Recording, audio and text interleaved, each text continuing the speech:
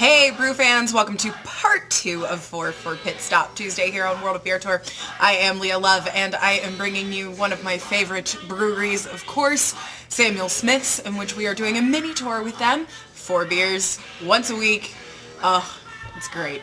This one, because it's so nice in spring right now, I was gonna go with the nut beer as we saw last week as one of the options, but I decided because it's such a beautiful day outside, I'm gonna keep it fruity and light, and which we are going with the fruit beer of it, which is the organic strawberry. It is their fruit ale. And it is supposed to be very light, refreshing, soft in strawberry, but I can tell you it has been poured and it is sitting in front of me, and just up here I'm just getting absolute wafts of strawberry just right off the bat. So I'm hoping that, because I can't remember if I've had this one before. I did have the chocolat before I reviewed it, but I don't know if I've had this one before. So I'm hoping that if this aroma is as strong from just sitting below me, it will be great on the tongue. So I'm going to do a sniff test in the bottle, which is something I didn't do last week, and I should have, so I apologize, because when it is closed in the bottle, depending on the glass, is something different. So it's a very sweet strawberry, but there's a roasted character to it, so which tells me that it's not just, hey, we made a bland ale and threw some strawberries in it. Now, of course, I never expect that with Samuel Smith, and you shouldn't either.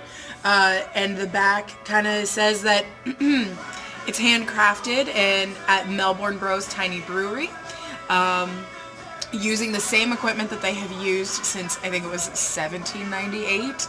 Like, it doesn't say it on here, but I think it said on the other one.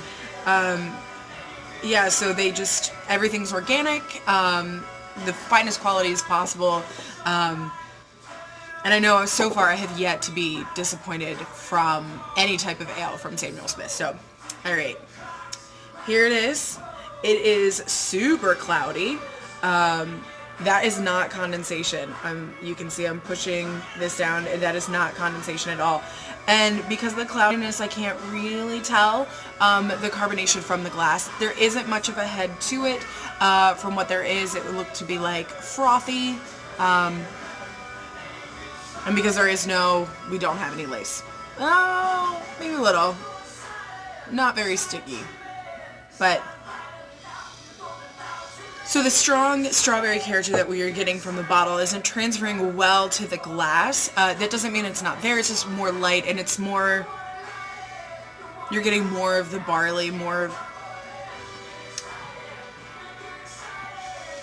of the mash, more of the wheat mash. So, okay, let's take a taste.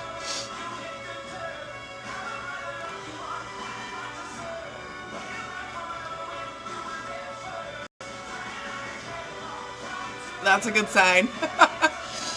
It is effervescent on the tongue. Oh, and that sweetness actually comes through. So it's kind of got a bit of a sweet and sourness going on to it, which strawberries generally, because the bigger they are, the less sweet they are. And a little tip with all of the,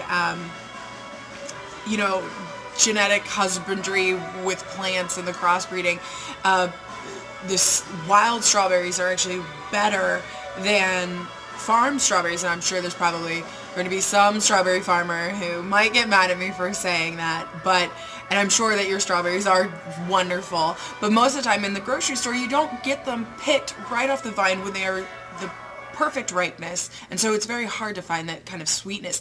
And so you also get this kind of sourness with strawberries, which a lot of people don't understand the characteristics of. I love it, and especially at this time, I always make a strawberry pie in remembrance of my late mother, and this is perfect for April. This is a perfect beer. It's that nice sweet and tartness and sourness, effervescent on the tongue.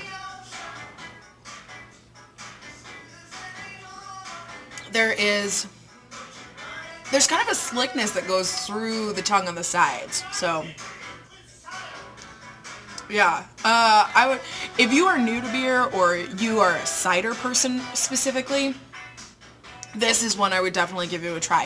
If you like something more hoppy and you need those hops, I think you might like it if you understand exactly what it is, but don't expect any hops and don't, you know, any real bitterness. I know I said it's kind of a sourness, but it's not like that.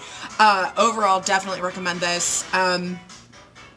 Yeah, it's a 5.1, 5.0 ABV, so again, very approachable.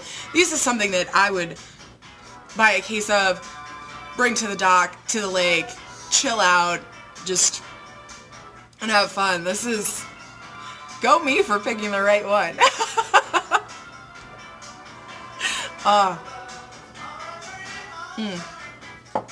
This is what I'm definitely glad to be able to finish, so. Oh yeah.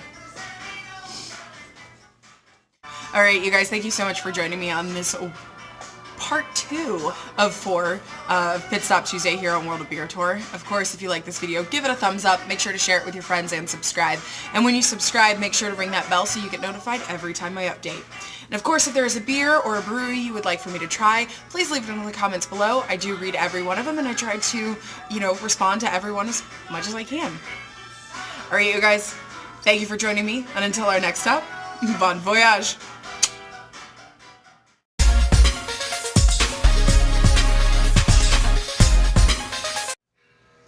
Remember, 21 means 21. You can wait a few years. And if you think that you've had too much to drink, call a friend, call a cab. I promise, it will be the best call you ever made. And if you feel that you have a problem with drugs and or alcohol, I've provided links below for you to get help.